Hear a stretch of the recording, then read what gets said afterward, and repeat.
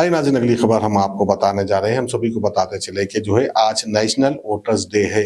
इस मौके पर जो है बोधन के आरडीओ और एसीपी ने जो है एक पीसफुल रैली निकाली है और उन्होंने क्या कहा हम आपको दिखाते हैं। జాతీయ ఓటర్ దినోత్సవాన్ని మన బోధన అసెంబ్లీ కాన్స్టిట్యున్సీ పరిధిలో నిర్వహించడం జరిగింది.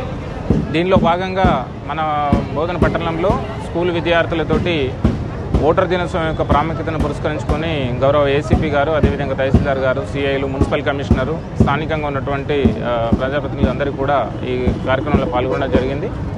ముఖ్యంగా మనకి యువత ఎవరైతే కొత్తగా 18 సంవత్సరాల వయసు నిండినటువంటి వాళ్ళు ఉన్నారో వాళ్ళందరినీ కూడా ఓటర్లుగా నమోదు చేయాలంటే ఉద్దేశం కొద్దీ ఈ కార్యక్రమాన్ని తీసుకోవడం జరిగింది.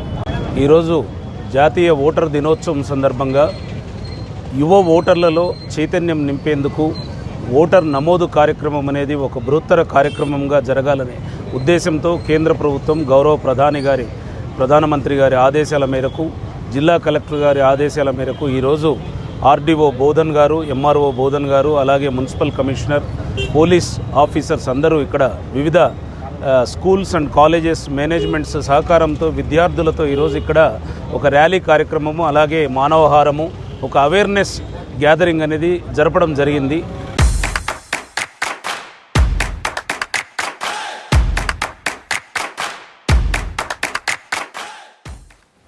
Hello everyone.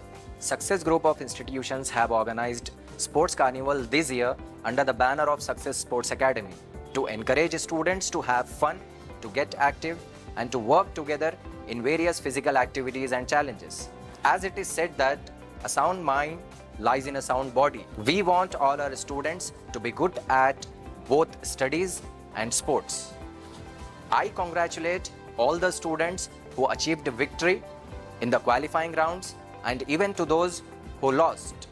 I am thrilled to inform you about the much awaited final competitions going to be held at LB Stadium on 19th and 20th of this month.